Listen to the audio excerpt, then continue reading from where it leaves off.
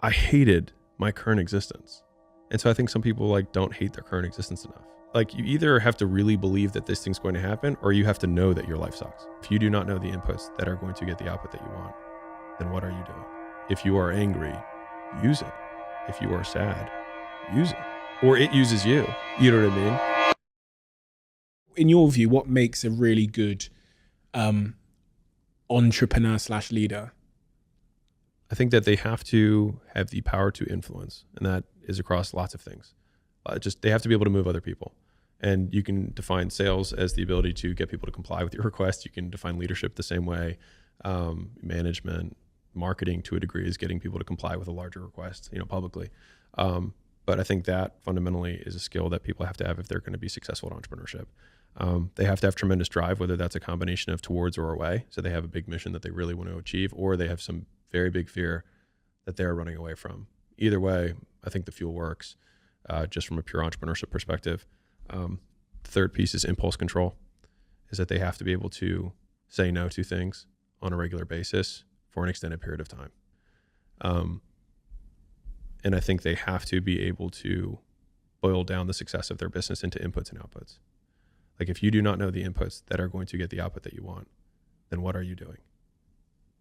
And so I think for most entrepreneurs, like if they have those things, if they have the ability to lead other people / sell, just influence, they have some big motivator. They can control themselves long enough to keep on going during that period of time, and they are doing the right things because they know the inputs and outputs to be successful or to create the thing that they want. Becomes a very difficult person to beat. On that first point then, sales. Mm-hmm. One of the things I read in some of your work is this idea that if everybody just went and spent 2 years doing door-to-door sales, then oh my God. Why is that important? Why do you think door-to-door sales is a key thing? I think it's just for broader definitions for the audience. I think it's just high volume transactional sales. So whether that's you doing door-to-door or you cold calling, or you working the front desk at a gym where you do 20 consults a day, like just having a high volume, because in order to learn a skill, you want to have as much exposure as you can to repeat the action. And then you want quick feedback loops so that you can learn what you did wrong. So the perfect scenario would be mentor, mentee, repeated exposure, fix this, try again, fix this, try again. And in sales, if you can survive that long, then you are good enough that you will have gotten enough feedback. Like for most people, if they can weather the first 3 months of sales, then they'll usually be fine. And so for the people who are coming up, I always tell them, like, go shadow the best guy and do twice the volume he's doing, because you're not as good as him. So like do twice the volume that they're doing, work all of the hours, and you will get better faster because you have to suck for X period of time. And so if you can condense how long that takes you in terms of calendar days, not hours, you can get there faster. But I think that it's important because one, you have to learn how to get rejected and still keep going. And I think that's a very valuable skill.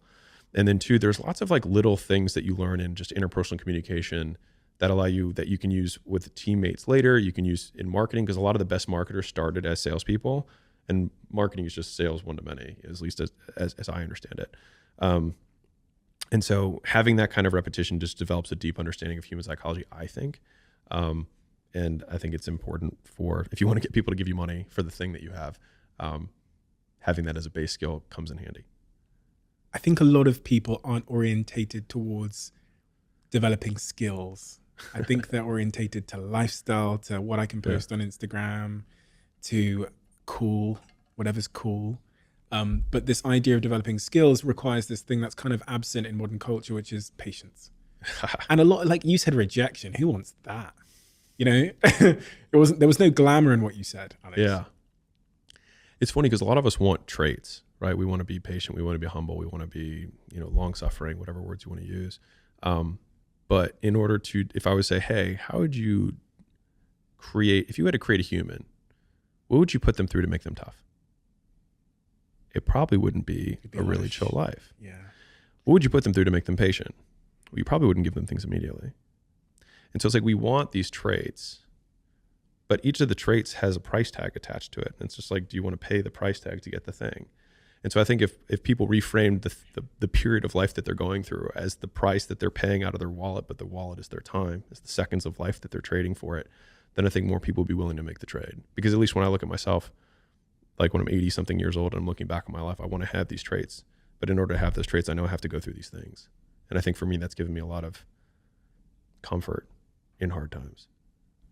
One of the things that kind of adjacent to that, which causes patience, is the belief that you are at some point going to get there. Yeah.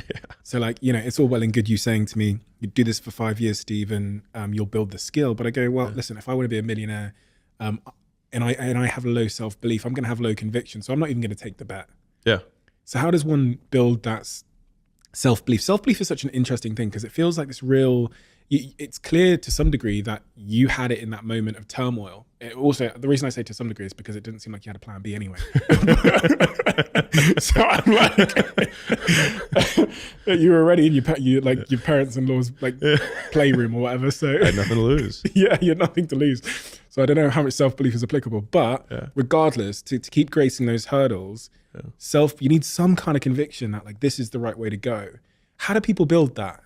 So I hear that, and to echo the point you just made, I hated my current existence, and so I think some people don't hate their current existence enough.